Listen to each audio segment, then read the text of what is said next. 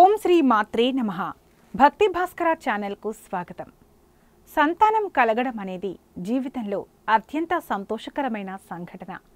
జ్యోతిష్య శాస్త్రం ప్రకారం ప్రతి వ్యక్తి జీవితంలో సంతానం కలిగేందుకు ఒక నిర్దిష్ట సమయం ఉంటుంది. దీనిని సంతాన యోగం లేదా పుత్రదోష నివారణ యోగం అని అంటారు. 2026 జనవరి నుండి గురుగ్రహం శుభ సంచారం మరియు ఇతర గ్రహాల అనుకూల స్థానాల కారణంగా కొన్ని రాశుల వారికి తమ కుటుంబంలో కొత్త అతిథిని ఆహ్వానించే శుభవార్త వినే అవకాశం బలంగా ఉంది.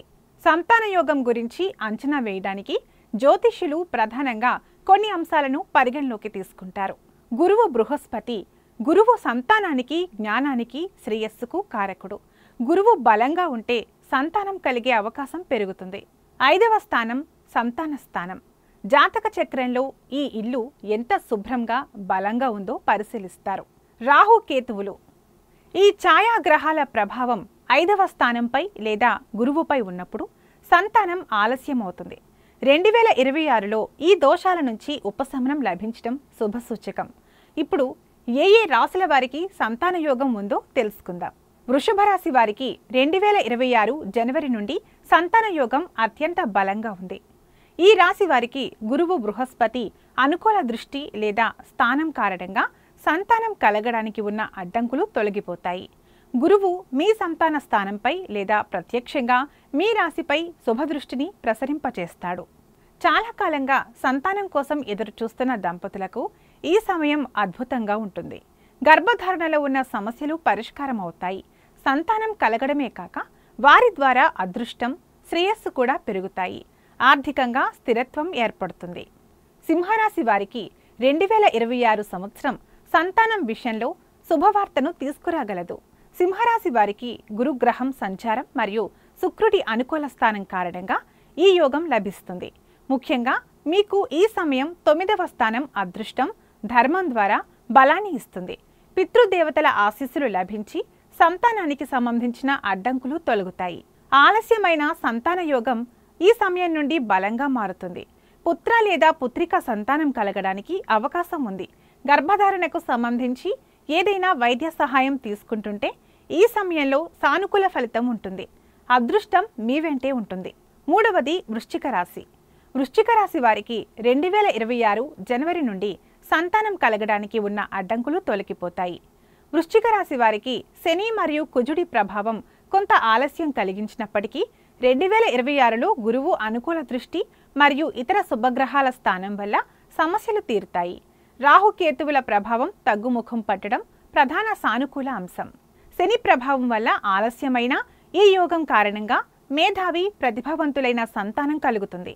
కొంతకాలంగా సంతానం కోసం జరిపిన పూజలు, వ్రతాల ఫలితం ఈ సమయంలో దక్కుతుంది. వృత్తి జీవితంలో స్థిరత్వం పెరుగుతుంది.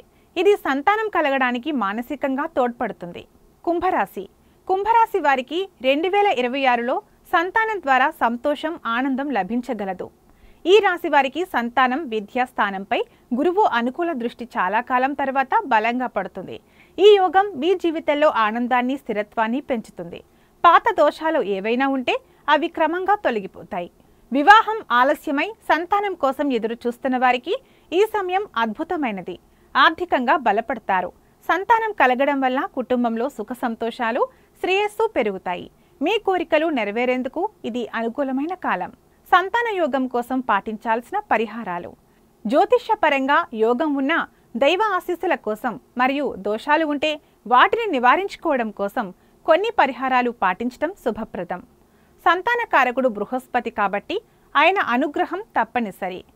ఆయన అనుగ్రహం కోసం ప్రతి గురువారం ఉపవాసం ఉండటం లేదా గురువారం రోజున విష్ణు సహస్రనామం పఠించటం, గురువారం పసుపు రంగు వస్త్రాలు, శనగలు, పసుపు దానం చేయడం లేదా పేద విద్యార్థులకు సహాయం చేయడం.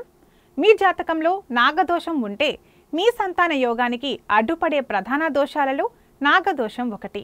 నాగదోషం తొలగిపోవడానికి కుక్కే సుబ్రహ్మణ్య స్వామి ఆలయంలో లేదా ఇతర నాగదేవాలయాలలో నాగప్రతిష్ఠ లేదా ఆశ్లేష బలి పూజ చేయించడం వలన తొలగడానికి అవకాశం ఉంది. నాగదోషం తొలగడానికి సంతానం కోసం శివుడు మరియు పార్వతీదేవిని ఆరాధించడం చాలా మంచిది.